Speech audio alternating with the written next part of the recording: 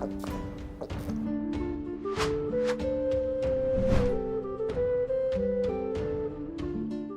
Moin, hallo und herzlich willkommen zu einem neuen Video hier auf meinem Kanal. Und heute gibt es hier eine Runde Shakes and Fidget. Es ist mal wieder soweit. Wir starten mal wieder hier ein Giveaway auf YouTube. Und wenn wir hier auf YouTube einstarten, dann ist es auch ein dickes Giveaway, denn wir verlosen wieder 100 Euro. Das sind umgerechnet 3600 Pilze mit der Pilzaktion, die jetzt über den Hellevator auch anscheinend wohl startet, denn ich zeige euch das Ganze gleich im Webshop. Das Ganze läuft bis Samstag. Am Samstag um 15 Uhr wird der Gewinner ausgelost werden. Also ihr habt quasi 3 Tage Zeit, um daran teilzunehmen. Und was müsst ihr dafür machen? Falls ihr hier noch kein Abonnent seid auf dem Kanal, dann würde es mich auf jeden Fall sehr freuen, falls ihr hier kostenlos ein Abo dalasst, denn dann verpasst ihr auch keine weiteren News und keine weiteren Giveaways. Ja, ihr könnt natürlich auch dem Video hier sehr gerne einen Daumen nach oben geben, wenn ihr wollt, aber ihr müsst auf jeden Fall hier einen Kommentar unter dem Video schreiben, damit ihr hier auch dran teilnehmen könnt. Und das ist es eigentlich quasi schon. Also wenn ihr hier drunter kommentiert, dann nehmt ihr automatisch schon an dem Gewinnspiel teil. Ja, und wie gesagt, wenn wir hier auf den Webshop zu sprechen kommen, dann sehen wir hier auf F9, dass bereits schon eine 20% Aktion ist. Ja, ich mache das Ganze jetzt auch zum Anlass von EU20, da wir jetzt halt eben einen sehr krassen Hype-Server vor uns haben, hauen wir einfach als Aktion das Ganze nochmal hier raus und genau. Hier solltet ihr auf jeden Fall immer, falls ihr es noch nicht wisst, über den Webshop aufladen, denn über Steam, iOS und Android bezahlt ihr 20% mehr an Pilz. Ich habe es letztens jetzt gerade erst wieder kürzlich wieder gehört, dass Leute mir schreiben, ja, ich überlege mir das 6-Euro-Paket aufzuladen, so, aber es gibt kein 6-Euro-Paket, es sei denn, ihr spielt auf Steam, iOS oder Android. Deswegen ladet auf jeden Fall, falls ihr vorhabt, Pilze aufzuladen, immer über den Webshop auf. Dort bezahlt ihr halt eben anstatt dem 100-Euro-Paket oder hier bezahlt ihr 100 Euro anstatt 120 Euro und das macht sich natürlich sehr, sehr bemerkbar auf jeden Fall. Ne? Wie immer finanzieren sich auch diese ganzen Giveaways, die ich hier mache auf YouTube oder auf Twitch, finanziert sich das Ganze auch natürlich über den Creator Code. Deswegen, falls ihr mir kostenlos was da lassen wollt, ja, und ihr quasi hier meinen Creator Code eintragt, dann bezahlt ihr dadurch keinen Cent mehr, aber für den Creator ist das halt ein riesen Support und falls ihr überlegt, euch Pilz aufzuladen, dann würde es mich sehr, sehr vom Herzen freuen, falls ihr hier an mich denkt und den Creator Code dort verwendet und dann kriege ich da auch noch einen kleinen Teil vom Stück ab vom Kuchen, ja, und dann wird das Ganze auch wieder refinanziert in die Giveaways, die ihr hier auf YouTube seht und natürlich, nicht zu vergessen, ich habe schon lange nicht mehr erwähnt, werden wir natürlich auch wieder im Hintergrund, das sammle ich schon, einen Teil vom Creator Code wieder einer gemeinnützigen Organisation in meiner Umgebung zukommen lassen. Dort werde ich mir jetzt zeitnah bald eine Organisation raussuchen, die dann kontaktieren.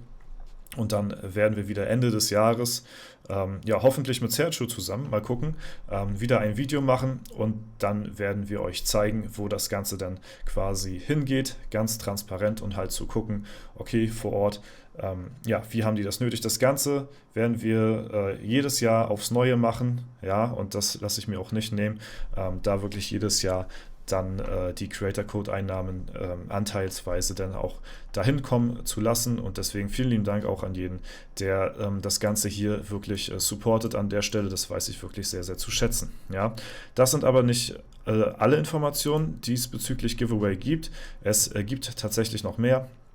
Und zwar werden wir ja am Freitag hier auf EU20 streamen und auf EU20, beziehungsweise wir werden am Freitag auf Twitch EU20, den Serverstart von EU20 streamen und das wird natürlich sehr, sehr verrückt werden. So, ne? Das wird ein 10 Stunden plus Stream werden, gehe ich mal ganz stark von aus und hier auf Twitch haben wir ja auch Codes, die wir regelmäßig verlosen. Ja, auf YouTube seht ihr hier immer die dicken Giveaways, hier, die werden aus eigener Tasche quasi gesponsert, die werden hier durch den Creator Code auf YouTube finanziert und hier hauen wir die 100 Euro Sachen raus. Ja, auf Twitch gibt es dafür aber mehrere Gewinner. Ne, hier kann immer nur einer gewinnen, auf Twitch können immer mehrere Leute gewinnen, denn auf Twitch werden wir regelmäßig natürlich weiterhin auch die Codes raushauen, die uns Playa zur Verfügung stellt, denn ich bekomme tatsächlich alle 3 Monate 20 Pilzcodes zur Verfügung, die ich dann an meine Community raushauen kann.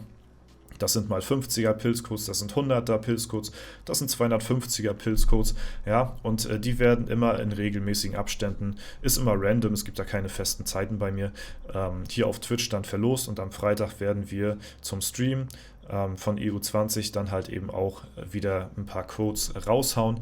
Donnerstag werden wir den Elevator hier auch streamen, deswegen lasst auf jeden Fall sehr gerne hier ein kostenloses Follow da, falls ihr auch hier die kostenlosen Pilzcodes nicht verpassen wollt. Hier sind die Chancen meistens immer größer, weil hier nicht so viele Leute dran teilnehmen, wie zum Beispiel auch bei den YouTube-Giveaways, weil hier muss man wirklich live dabei sein. Deswegen ist die Chance tatsächlich hier ein bisschen besser da einzubekommen. Oder falls ihr natürlich die Droplets haben wollt, ne, könnt ihr natürlich auch diesbezüglich hier sehr gerne ein Follow da lassen, um hier auch regelmäßig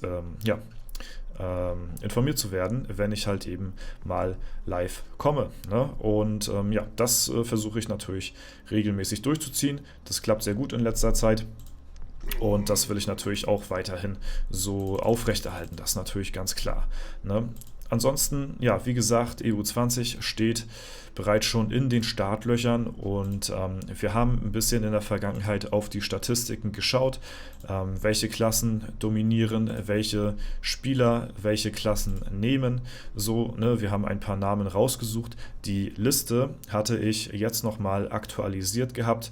Wir haben nochmal ein bisschen Feintuning innerhalb der Community halt genommen. Ich hatte die in Livestreams so ein bisschen gezeigt. Leute haben mir noch zusätzliche Namen geschickt oder haben halt ihre Klasse geändert, wo sie halt jetzt spielen, ob sie Tryhard spielen auf der Avatar oder halt eben nicht. Ja, und auf EU20 sieht momentan so die Klassenverteilung aus. Der Nekromant ist hier tatsächlich auf Platz 2 gerutscht. Ich glaube, der Magier war vorher auf Platz 2. Ne, die sind aber von den Prozentzahlen her relativ identisch. Ja.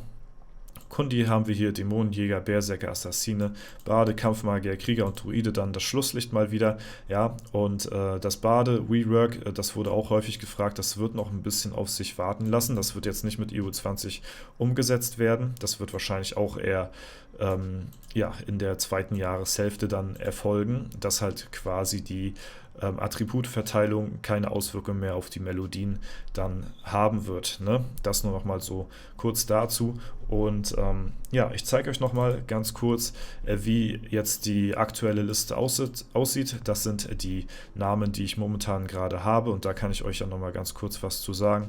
Und zwar hat sich bei den ersten nichts geändert. Masked Man tritt nun an gegen Bahamas Woe.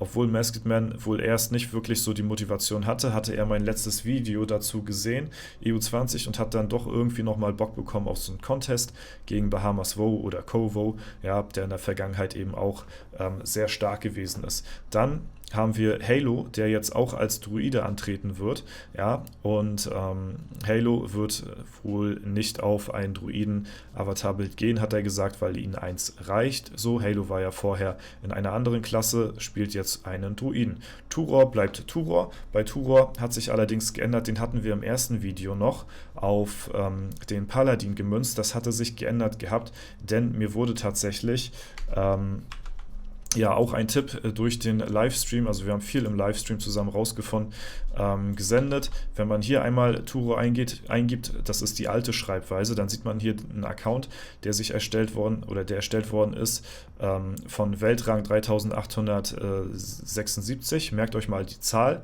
ja, das ist wichtig, das ist halt der Rang, auf welchen Rang sich der Char erstellt worden ist, und das ist halt Turor als Paladin. Ja, so, jetzt seht ihr aber, haben wir hier schon einen zweiten Namen und ihr seht absolut gar keinen Unterschied von der Schreibweise her, und ihr seht aber jetzt schon bereits, dass ich Turor nicht mehr zu dem Paladin, sondern in die Assassinenklasse gepackt habe, und das liegt daran, jetzt passt mal auf, jetzt kopieren wir uns den Namen mal raus, so, und beziehungsweise nicht in die Assassinenklasse, als Kundi, ja, wo hatte ich den denn? Als Kundi hatte ich den, oder, nee, ich glaube, Turor hat sich nochmal umentschieden. Wir hatten ihn erst dann als Assassine gehabt und dann als Kundschafter. Ja, was ich euch damit zeigen will, ist, dass Turor mal wieder hier mit so kleinen versteckten Tricks arbeitet. Und achtet mal hier auf das Ranking. Der Account wurde halt deutlich später erstellt als dieser Paladin-Account, den wir halt hier sehen. Ja? Und das ist halt relativ kurios auf jeden Fall, denn das scheint nicht der echte Turor gewesen zu sein. Ich hatte Turor jetzt dann in die Assassinen-Klasse gepackt gehabt, weil das der letzte Standpunkt gewesen ist. Und ja, was ist hier los? Ne? Turor sorgt mal wieder für Turor-Sachen, er verwirrt alle Leute im Vorhinein schon und Turor hat sich jetzt anscheinend wohl entschieden, das muss ich dann nochmal ummünzen, einen Kundschafter zu spielen. Es kann sein, dass das nochmal ja, in eine andere Richtung geht nachher, ne? Und dass Turor sich nochmal umentscheidet, so, das können wir nicht wissen, aber es ist auf jeden Fall so, dass Turor wahrscheinlich jetzt kein Paladin spielt. Oder vielleicht spielt er auch ein Paladin. Vielleicht ist der erste Turor auch der echte und der zweite sorgt nur für Verwirrung. Ja, weil er hiervon mitgekriegt hat, was hier abgeht, kann auch sein. Auf jeden Fall gibt es wohl irgendwelche Tricks, wie man ja, kryptografische Buchstaben in den Namen ja, pflegen kann und dadurch halt eben zum Beispiel das O nicht das O ist, sondern vielleicht irgendein Buchstabe, der genauso aussieht oder ne, aber aus was komplett anderes heißt. So, ne? Also Turor müssen wir wieder zu den Kundschaftern packen, beziehungsweise eine neue Klasse aufmachen, weil die Kundschafter gab es bisher noch nicht teilweise. Ja? Dann haben wir Tepakat, der nach wie vor als Nekromant hier am Start ist. Typisch Andy, hatte sich angekündigt gehabt. Der spielt zwar einen Account hier auf dem Server, aber er spielt definitiv nicht auf Profilbild.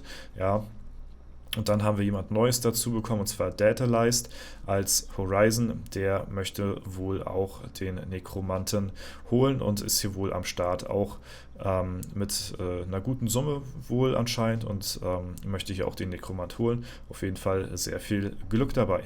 Dann haben wir Schafe nach wie vor unverändert und wir haben hier Mr. Mime dazu bekommen. Der ist hier nur so am Scouten, dahinter verbirgt sich jemand anderes.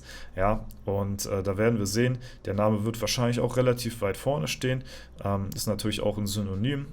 Wurde auch schon bekannt gegeben, wer dahinter steckt, auf jeden Fall. Ne? Deswegen ja, mal schauen, wie das laufen wird, auf jeden Fall. Ne? Hier hat sich weiterhin nichts getan bei den Assassinen soweit. Ja, wie gesagt, wir müssen hier das auf jeden Fall noch ändern. Assassine haben wir ja hier, Kundschafter. So haben wir jetzt hier bei Turor geändert. Mal gucken, ob sich das auch nochmal ändert.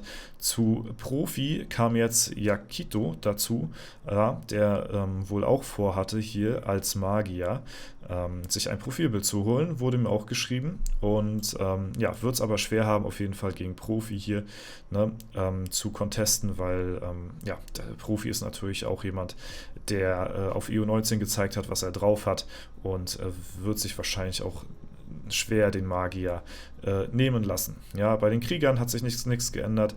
Beim Dämonenjäger haben wir Kev dazu bekommen. Ich weiß gar nicht, ob wir den letztes Mal auch schon hatten. Kann sein, ich glaube ja. Und dann haben wir Jurik Juriksson, der unter einem anderen Namen spielen wird, wohl, der jetzt noch nicht so bekannt ist, aber mir wurde schon gesagt, dass der als Bade... Oh Gott, was ist denn jetzt los, ey? Der hier wohl als Bade am Server teilnehmen möchte. Somit ist diese Klasse dann auch schon mal ja, sag ich mal, schwierig zu erreichen auf jeden Fall. Ne? Also das ist so momentan die aktuelle Liste, die ich habe. Vielleicht kommen noch welche dazu, vielleicht entscheiden sich noch welche um. Das kann man immer nie wissen, aber so als kleinen Überblick auf jeden Fall, welche Klassen hier schon belegt sind von Hardcore-Pilzern. Ich habe schon gehört gehabt, dass jede Klasse belegt ist von Leuten mit 300.000 plus Shrooms, die hier am Start gehen wollen. Ne? Nur habe ich bisher nicht mitbekommen, wer das natürlich ist. Ne? Aber öfter hat man das schon auf jeden Fall gehört. Deswegen auf jeden Fall so hier meine kleine Übersicht zu EU 20. Ne? Alles klar, Freunde. Ansonsten geht es natürlich am Freitag um 15 Uhr los. Ne? Da starten wir auf jeden Fall den Stream. Ab 16 Uhr dann den Serverstart und dann wird es bis keine Ahnung, 2, 3 Uhr morgens, denke ich mal, wahrscheinlich gehen, weil wir direkt nach 0 Uhr dann auch direkt weiter pushen werden, den Account von Hunrizzle. Und das wird halt sehr, sehr interessant werden. Und ja, am Donnerstag gucken wir in den Elevator rein und gehen nochmal so ein bisschen durch, was Freitag dann so alles ansteht. Ne? Alles klar, Freunde, das soll es aber soweit dazu gewesen sein. Ich wünsche euch auf jeden Fall viel Erfolg beim Giveaway. Wie gesagt, am Samstag um 15 Uhr kommt das Video dazu hier auf YouTube. Da wird der Gewinner bekannt gegeben. Also von daher solltet ihr das nicht verpassen. Und falls ihr weiteres nichts verpassen wollt, dann lasst sehr gerne auf YouTube, auf Twitch sehr gerne ein kostenloses Follow da, dass ihr immer regelmäßig informiert werdet. Alles klar, das soll es soweit gewesen sein. Wenn es euch gefallen hat, lasst eine Bewertung, Kommentar dazu da. Ihr wisst Bescheid. Ansonsten wünsche ich euch noch einen super schönen Tag. Vielen Dank fürs Zuschauen. Haut rein und bis zum nächsten Mal.